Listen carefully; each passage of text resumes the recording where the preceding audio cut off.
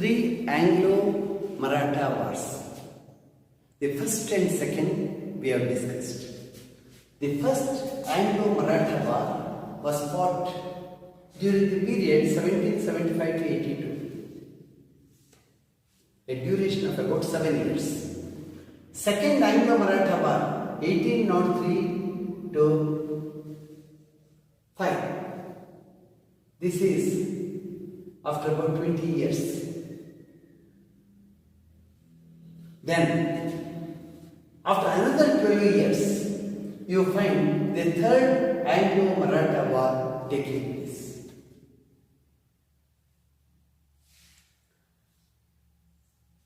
The Peshwas had got subdued by the British, but the Peshwas were ruling. The other Maratha families were not happy about it. Why should we have walked into the British pockets? That was the question they were asking. The independence of our Maratha kingdom is lost. We have lost our kingdom. Unhappy over this, there has to be lot of wranglings. And we find they all started speaking of independence. We have to be independent. The British don't have a place here. Let there be any rivalry within. But why should we be under the British? That was the question they were asking. Even the Peshwas, they started feeling the pinch. They too felt, why should we be under the British? We should be independent. We are capable. God has given us the intellect. We know how to administer. Peshwa means minister. They were ministers for a long time in Maratha courts. So they knew each and every aspect of policy decisions, policy making, wars to be fought. They were very good in administration. But the internal rivalry had been the main problem that the Marathas were facing. And ultimately, the Peshwas decided to come out. The Peshwas, they attacked the British residency at Pune. They attacked it and they burned down the building. That building was burned down. So direct attack on the heart of the British power.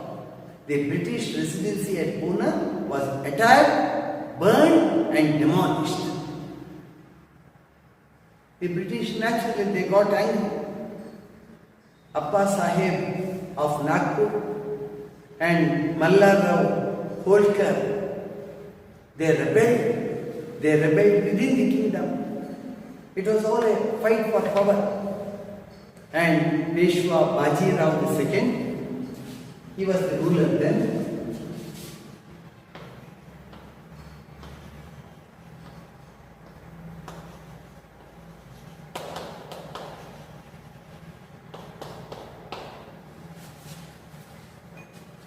Peshwa Baji Rao II, he fought with the British. Ultimately, he surrendered to the British because he got defeated. The British, they abolished the Peshwa post. Peshwa post itself was abolished by the British and they decided to pay a pension to the king. They said, you will be put under pension now. You will be paid pension. So the Peshwas lost their control over the kingdom.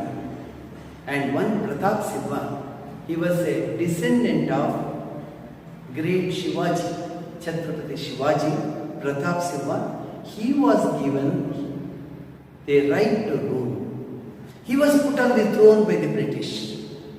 They wanted somebody as a puppet there. So Pratap Singha, a direct descendant of Shivaji, he was put on the throne.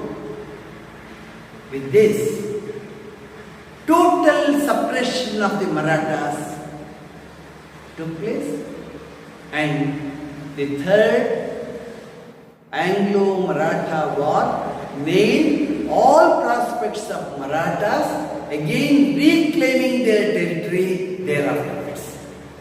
So the British were able to gain almost supremacy over the entire nation. One pending part is the Sikh regime in the Indus plains.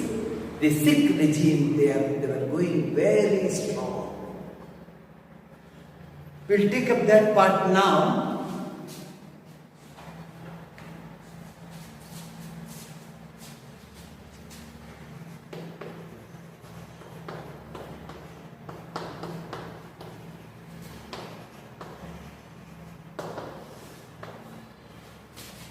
Anglo-Sikh Wars.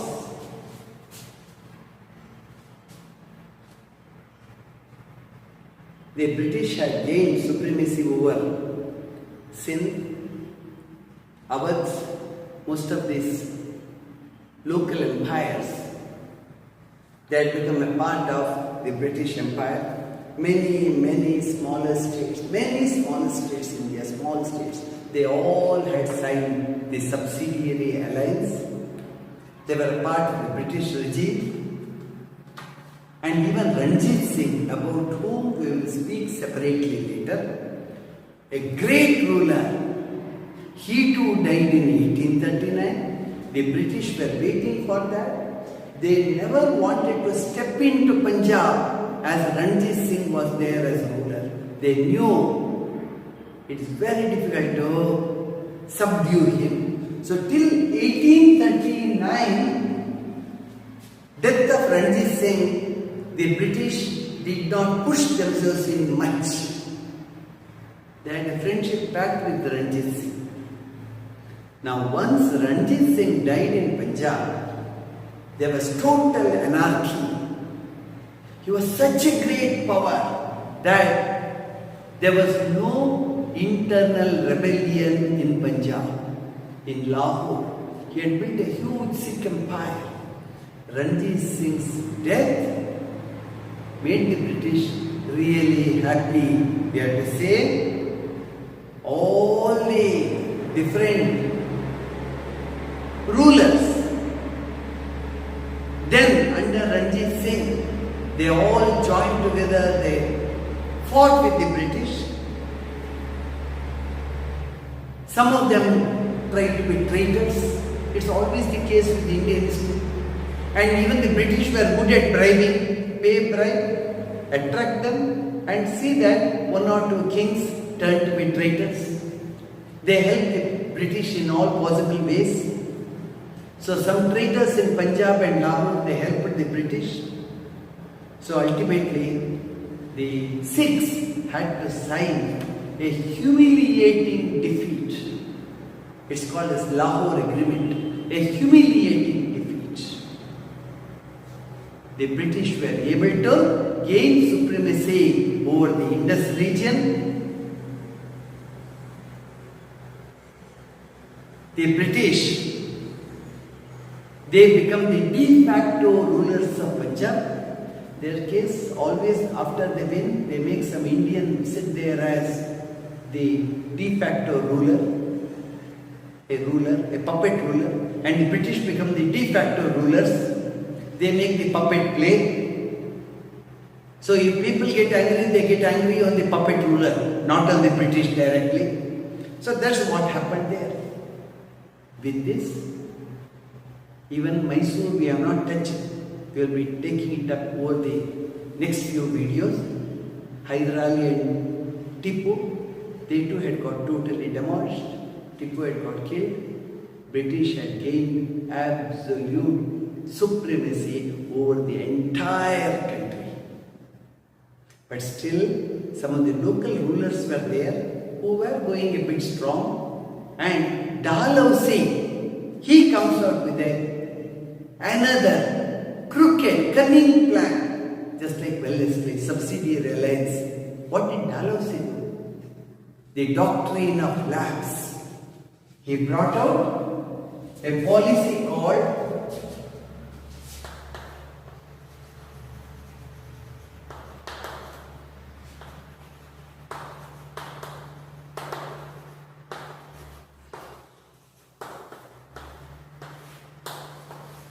We have a separate chapter on that. Here it's only a reference. We just touch upon that. Lord Dalhousie, he came out with the doctrine of lapse. What did it maintain? It said, no king who doesn't have an heir, who doesn't have his own son, will be able to continue their hold on the state. Once the king dies, his son, if he is not there, it cannot go to the adopted son.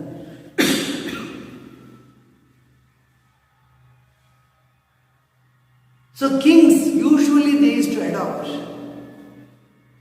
The luxurious living maybe, the wealthy, they sometimes never had sons at all.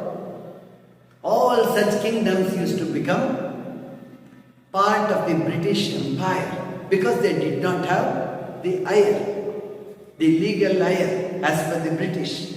So, Satara, Nagpur, Sambalpur, Udaipur, Jhansi, Jaipur, all these states one by one they became part of the British Empire.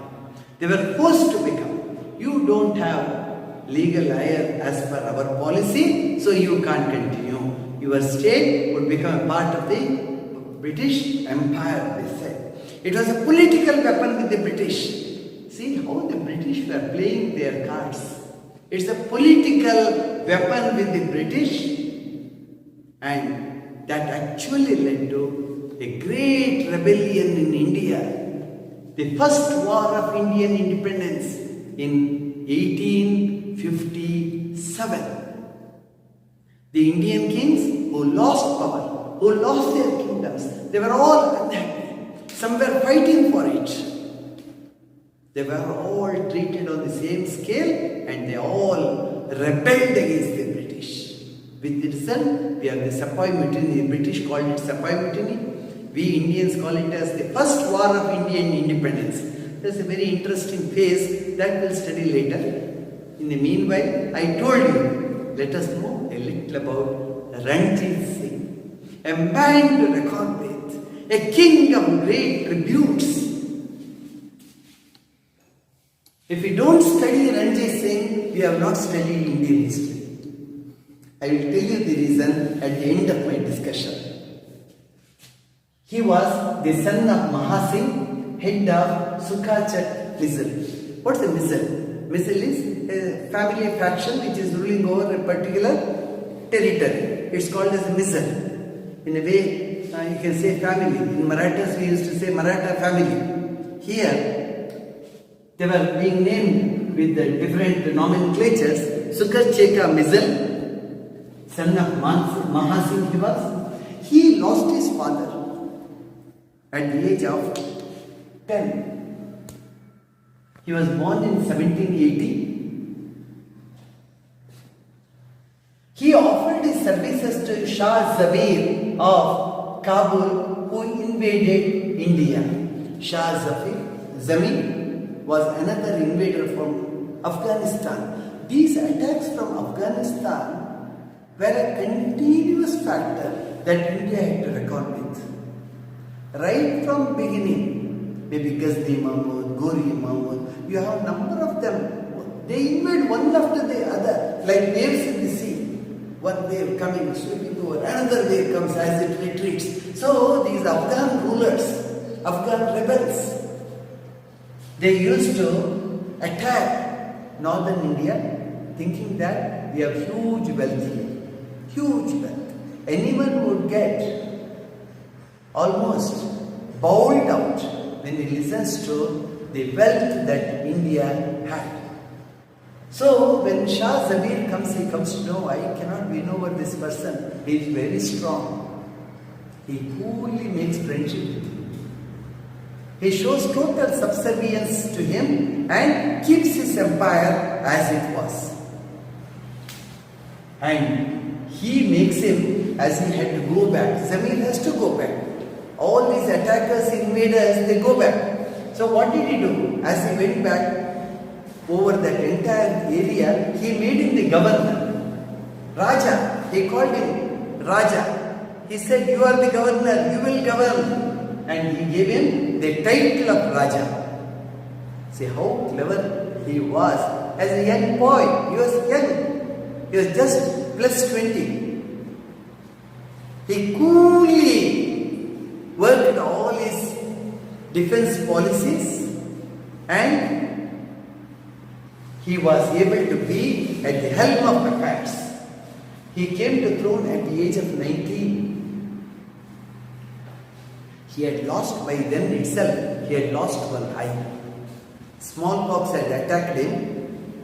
Somehow he got cured. His mother was looking after actually. She was a noble lady. She was looking after. He got cured of smallpox, but he lost an eye. So he was a one-eyed emperor. I am telling you all the difficulties that they were facing. Establishing kingdom with absolute power over all sick missiles. Now he did not worry much about Zamir. Zamir had given him the power to rule. He had been made the governor. Now he had a number of sick missiles. 14 missiles were there. Out of 14 missiles in the Indus Plains, 12 missiles were sick missiles. One was a Muslim missile and one was a Rajput missile. He made friendship with all of them. He was very tough. A great statesman, spoke to them, brought them all together. He marries even a Muslim princess in order to draw that man close to him. One missile. A Rajput princess. From each missile, he gets one princess or two princesses married. Not because he did not care about what was going to happen next. He was very much interested in keeping his links and connections and rapport very cool, strong with all the missiles. He succeeded in that. Altogether, he had 46 wives. Okay. You go through his entire life history, it's very enchanting. He entered into the Treaty of Friendships with the British in 1809. He smelt it. After the second Anglo-Maratha War, he felt, my major problem will be with the British now. They will definitely attack my kingdom. What is to be done next? Because before the British approached him or attacked him, he started developing friendship with them. In the meanwhile, he kept his army very strong, militarily. Ranjit Singh was very strong, even the British knew it. Keeping his military very strong, he used to extend a hand of friendship. So he enters into the Treaty of Friendship, very important from the study point of view with the British. He organized his army on the lines of the European army. He organized a very strong army and he built the army. He trained his army on British lines. Entire warfare, the designs, techniques, strategy, everything he drew from the British. His army included Gorkhas, Biharis, Pathans, Muslims, besides Sikhs. In order to keep all the communities together, you see, he had regiments in the army, sector-wise. So he was very secular, very sharp, very clever. He brought all the religions together. You see here, a strong edifice is being built for a strong empire. The British too did not have courage to attack Ranjit Singh at any time. Then established a foundry at Lahore. Foundry. where iron implements would be made. What for? For the manufacture of cannons. He never wanted to fall short of the British military strength. He got a foundry started at Lahore. His army had been the best in the subcontinent. Even the British accepted. In the reports they used to send to their parliament, they used to say, it's something unparalleled, say, the regiment, his military strength. His army had been the best in the subcontinent. He was secular in his temperament. It was not a showpiece. He was truly secular. He was successful in protecting his state from the British. His was the only state in India at that time which was not touched by the British. Very important to observe. In the north or east or west, anywhere it be, south, the British did not leave any kingdom untouched. But they could not lay their hands on Ranjit Singh. This one-eyed emperor, how strong he was going, you can make out. The British too wanted a strong buffer state in the northwest. It's very important. The British knew that the trouble may not be only from Ranjit Singh, the trouble will be from Afghanistan. From Afghanistan, repeated attacks used to be there. Repeatedly they used to attack. Now, in between Afghanistan and British India, Ranjit Singh's empire was there. So Ranjit Singh will take care of the headache of meeting the enemy, subduing him, rested on Ranjit Singh. So such states, they are called as buffer states. If somebody is hitting you and you block him with some rope or some cloth or a piece of iron, it's a buffer. You stop him. He is going to attack again. But for the time being, you stop him from making a head-on assault. So strong buffer state. In a nutshell, he founded an independent Sikh state. So in Sikh history as well as Indian history, he goes as a very strong person. An important aspect we will note it here. See, Maharaja Ranjit Singh, he was voted the greatest leader of all times. BBC, the British Broadcasting Corporation's historical research wing, they take up a survey over the entire world just to know who is the best king, the strongest one. And they had a list of points to be surveyed. He was secular. That's the key point. He had a strong army. He stood against the British. He was able to work as a buffer state. Even Afghans, they were not able to attack. And he was from a very sober state. He came up. Then he built it up. He brought all the missiles together. Hardly he used to punish anyone. He used to convince them, take them into his confidence. He had friends everywhere. British were his friends. All the missiles, they were his friends. So they make a survey in a poll conducted by BBC World Histories magazine. Maharaja Ranjit Singh was voted the greatest leader in the world history by 38% of more than 5,000 readers of the magazine. Nearly 500 kings were studied.